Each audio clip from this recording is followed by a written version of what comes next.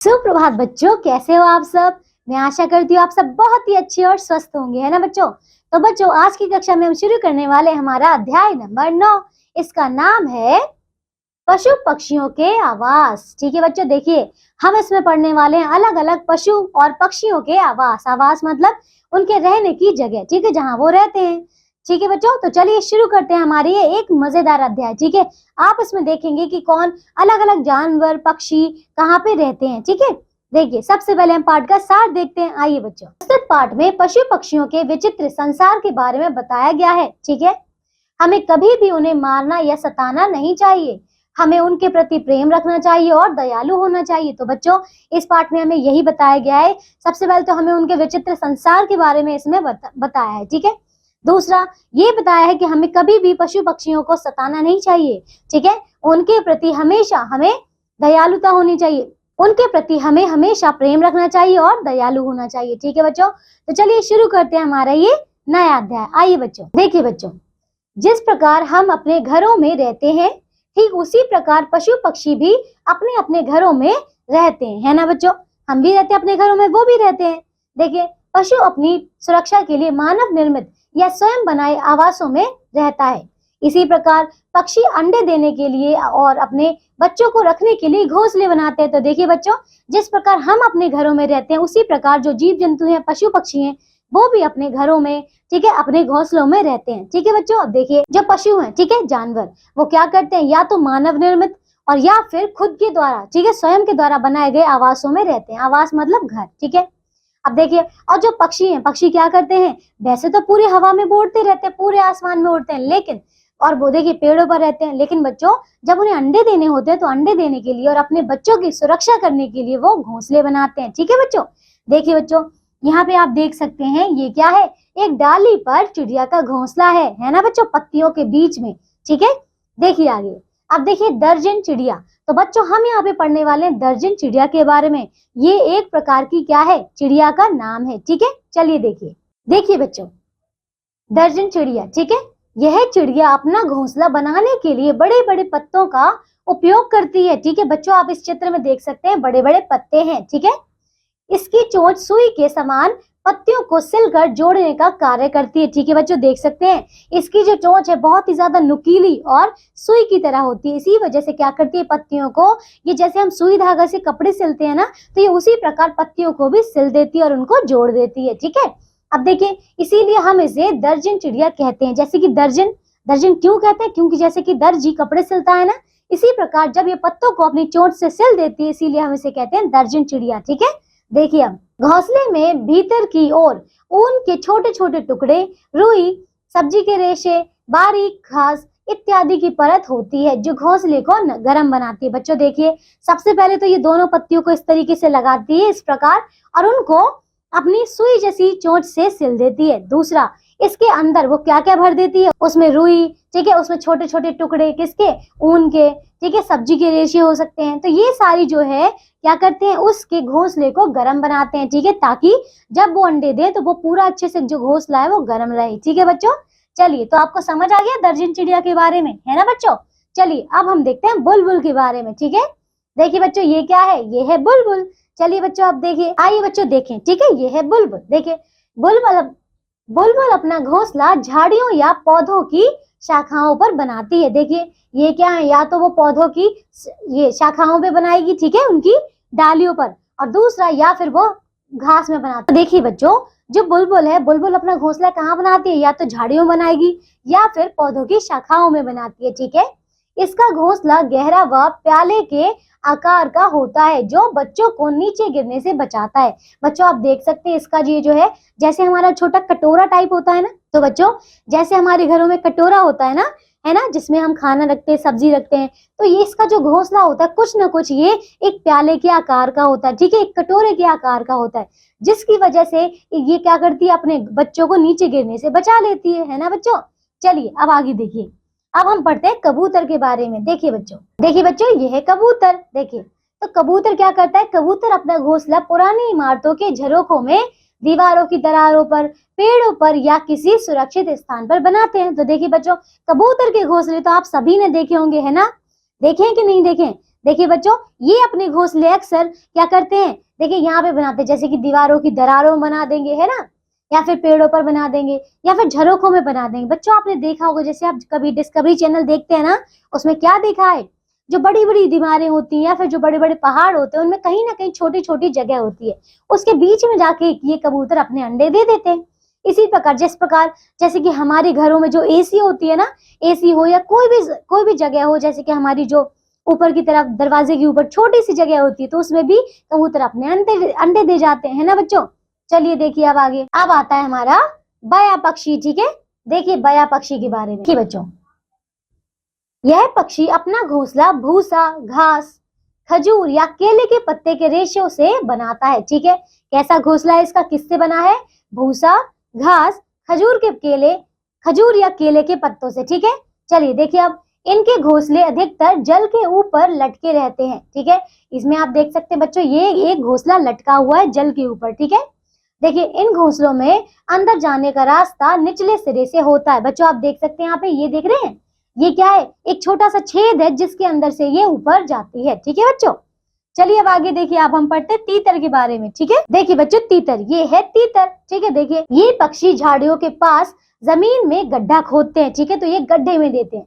ठीक है, जमीन के पास एक गड्ढा खोदेंगे और उसमें अपने अंडे देते हैं। ठीक है, ये गड्ढों के किनारों पर घास फूस और सूखी पत्तियों की परत बनाते हैं जो आरामदायक होती है। तो देखिए बच्चों, आप देख सकते हैं यहाँ पे उन्होंने क्या किया है, पहले गड्ढा खोदा, फिर उसमें थोड़ी सी घास फूस रख के, और देखिए घास के बीच में, ठीक है, सूखी पत्तियां रख के उन्होंने बहुत ही आरामदायक एक घोंसला जैसा बना लिया है। ठीक है बच्चों, आइए अब हम पढ़ते हैं क्या, ये है कठफोड़वा। ठीक है, चलिए कठफोड़वा के बारे में पढ़ते हैं। देखिए बच्चों, कठफोड़वा, ठीक है, यह पक्षी अपनी तेज चोंच से पेड़ के तनों पर छेद बनाते हैं। ठीक है, आप देख सकते हैं इस चित्र में, ये क्या करता है, अपनी तेज चोंच से उसकी जो लकड़ी होती है ना, लकड़ी पेड़ के तनों में छेद बनाते हैं। ठीक है, यह खोखला छेद ही घोंसले का कार्य करता है। देखिए उसको छेद करके पूरा का पूरा उसको कैसा बना देते हैं, खोखला बना देते हैं। ठीक है, और उसी खोखले के अंदर अपना घोंसला बनाते हैं। ठीक है, देखिए आप, फिर क्या हुआ, घोंसले को गर्म व आरामदायक बनाने के लिए उसके भीतर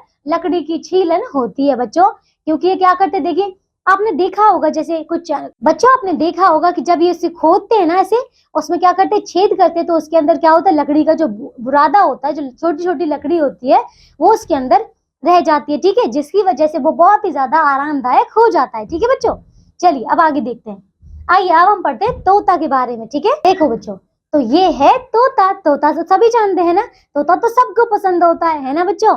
देखो अब, तो तोता देखिए, तोता भी पेड़ के खोखले छेदों में ही अपना घोंसला बनाता है। तो देखिए बच्चों, ये भी अपना कठफोड़वा की तरह ही पेड़ के तनों में, ठीक है, उसमें जो खोखला जगह होती है ना, जो खोखले छेद होते हैं, उसमें अपना घोंसला बनाता है। ठीक है बच्चों, इस प्रकार।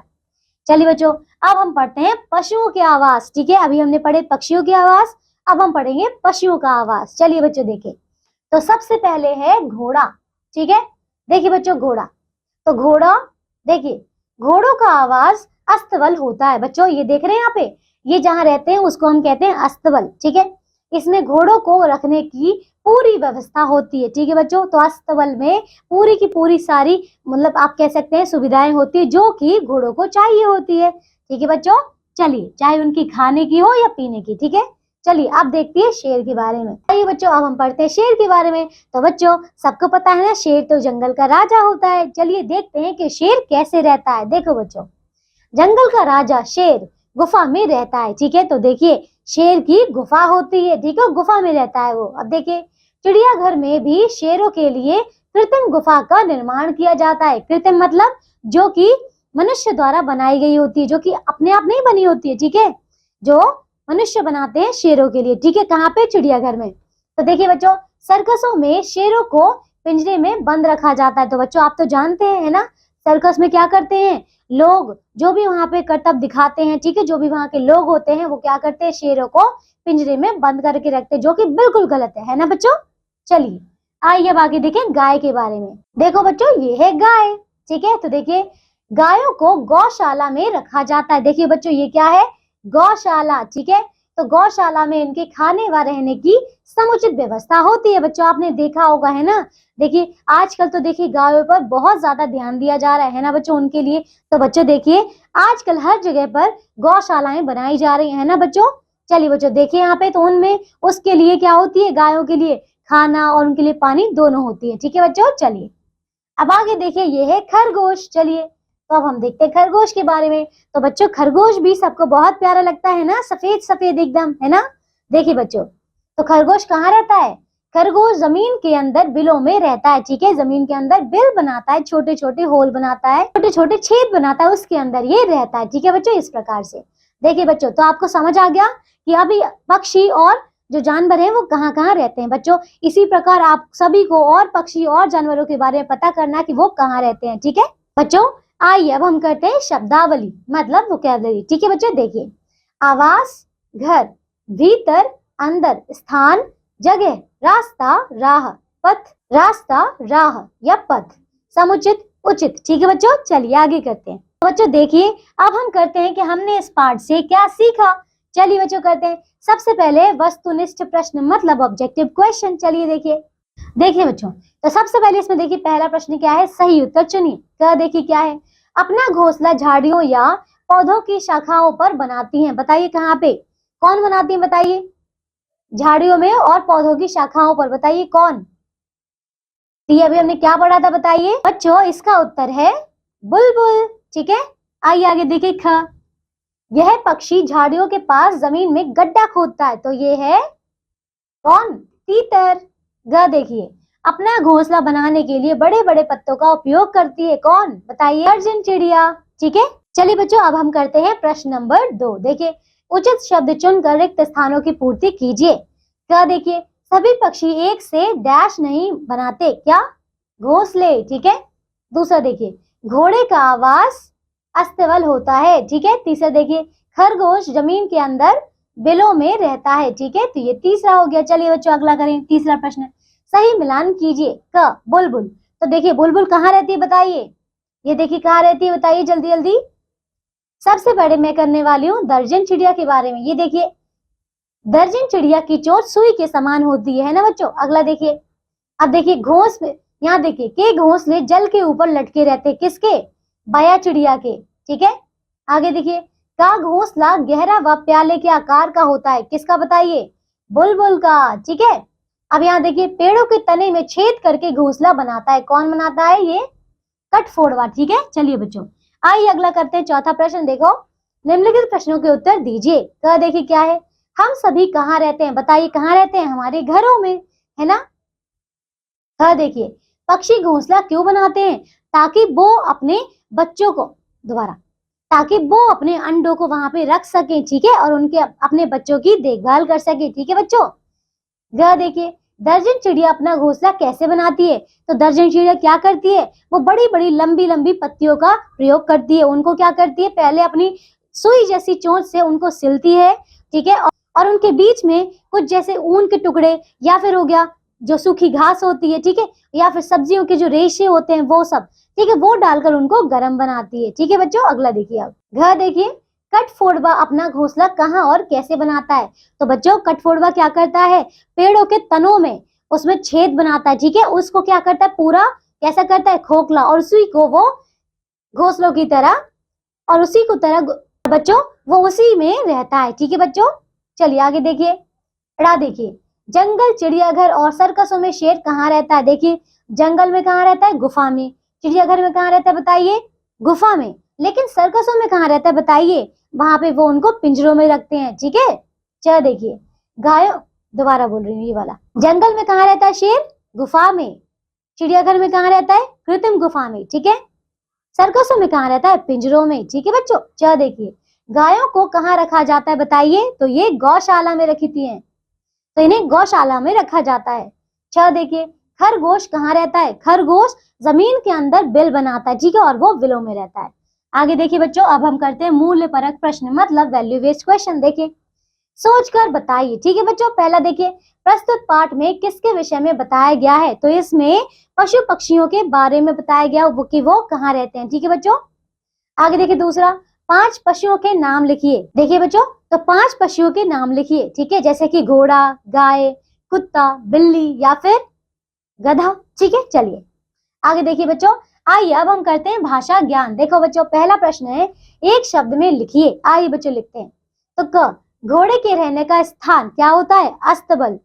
ख, गाय के रहने का स्थान क्या होता है? गौशाला। ग, शेर के रहने का स्थान गुफा। घ, खरगोश के रहने का स्थान बिल। ठीक है, आइए दूसरा प्रश्न करते हैं। निम्नलिखित शब्दों को शुद्ध करके लिखिए। ये क्या है? शहर। शहर क्या होता है? कुछ भी नहीं। शेर, एक ही मात्रा आएगी, ठीक है, श पे। ये देखिए चिड़िया, नहीं चिड़िया नहीं, चिड़िया। ठीक है, तो यहाँ पे ड़ पे, पहले यहाँ पे ड नहीं आएगा, ड़ आएगा। ठीक है, और इस पे छोटी की मात्रा आएगी। ठीक है बच्चों, ड़ पे। यहाँ देखिए ग, घोड़ा, नहीं घोड़ा नहीं होता, इसमें घ में ओ की नहीं, ओ की मात्रा आएगी। ठीक है, घ देखिए, देखिए बुलबुल, नहीं बुलबुल नहीं होता, बुलबुल। तो दोनों बा पे छोटे ऊ की मात्रा आएगी। ठीक है, बुलबुल। आइए बच्चों अब हम करते हैं तीसरा प्रश्न। देखो, शब्द समूह के अलग शब्दों पर गोला बनाइए। आइए बच्चों, क्या देखिए क्या है? चिड़िया, तोता, लोटा, कबूतर, मोर। देखिए बच्चों, यहाँ पे सभी पक्षियों के नाम है, लेकिन एक है जो कि अलग है, उस पर हमें गोला बनाना है, तो वो है लोटा।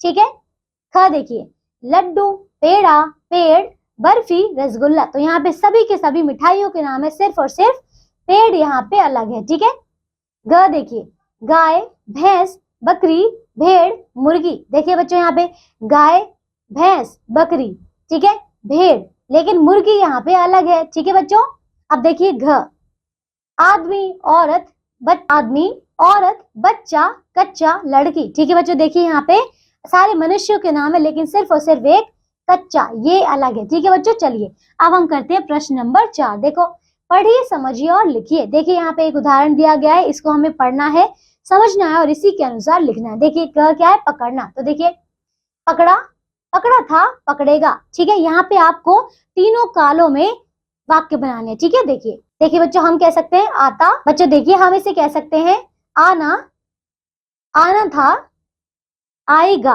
ठीक है, इसका देखिए ग, जाना, जाना था, जाएगा। ठीक है, घ देखिए, पढ़ना, पढ़ा था, दोबारा पढ़ना, पढ़ना था, पढ़ेगा। ठीक है, ड़ा देखिए, रुकना, तो रुकना, रुका था, रुकेगा। ठीक है, बैठना, देखिए च, तो बैठना, बैठना था, बैठेगा। ठीक है बच्चों, चलिए आगे देखिए। अब आगे है हमारा मौखिक कौशल, मतलब ओरल स्किल। देखिए, उच्चारण कीजिए। आइए बच्चों, इन्हें पढ़ते हैं। देखिए, अंडा, झाड़ियां, अंडा, झाड़ियां, शाखा, आरामदायक, कृत्रिम। ठीक है, अगला देखिए, किसी भी पालतू पशु पर कुछ पंक्तियां तैयार करके अपनी कक्षा में सुनाइए। तो बच्चों देखिए बच्चों, आजकल तो सभी लोग अपने अपने घरों में कुछ ना कुछ पशु रखते हैं ना, चाहे तो कुत्ता, बिल्ली या तोता, कुछ भी चीज है ना। तो आप अपने पालतू जानवर के बारे में यहाँ पे कुछ शब्द लिखिए। ठीक है, कुछ वाक्य लिखिए और अपनी कक्षा में सुनाइए। चलिए बच्चों आगे, गहन विचारात्मक कौशल, मतलब क्रिएटिव थिंकिंग स्किल। देखिए बच्चों, नीचे कुछ पशु पक्षियों के चित्र दिए गए हैं, इसमें पशु वर्ग के लिए अ व पक्षी वर्ग के लिए ब लिखिए। चलिए बच्चों करते हैं। देखिए, जैसे ये है, ये क्या है बताइए? ये तो पशु है, तो पशु के लिए हमें क्या लिखना है बताइए? अ लिखना है, तो यहाँ पे आ जाएगा आपका अ। ठीक है, यहाँ देखिए, ये क्या है? पक्षी है, तो यहाँ पे आपको लिखना है ब। यहाँ पे ये आ जाएगा क्योंकि ये पशु है। और आगे देखिए, यहाँ देखिए, ये क्या है? पक्षी, तो इसमें क्या आ जाएगा? ब। यहाँ देखिए, ये पशु है तो अ, और ये ब। ठीक है बच्चों, चलिए, तो ये हम इसे पूरा कर चुके। ठीक है बच्चों, चलिए बच्चों, तो देखिए ये अध्याय हमारा पूरा हो चुका है। मैं आशा करती हूँ कि आप सभी ने इसे बहुत अच्छे से आनंद लेकर पढ़ा होगा, है ना बच्चों। आपने जाना होगा कि आपने जाना होगा बच्चों कि यहाँ पे विभिन्न प्रकार के पक्षी और जो जीव जंतु हैं वो कहाँ कहाँ पे रहते हैं। ठीक है, किस प्रकार अपना घोंसला बनाते हैं। ठीक है बच्चों, चलिए, तो अब हम मिलेंगे एक नई कक्षा में ऐसे ही नए अध्याय के साथ। तब तक के लिए आप सब अपना ध्यान रखिए और स्वस्थ रहिए। बाय।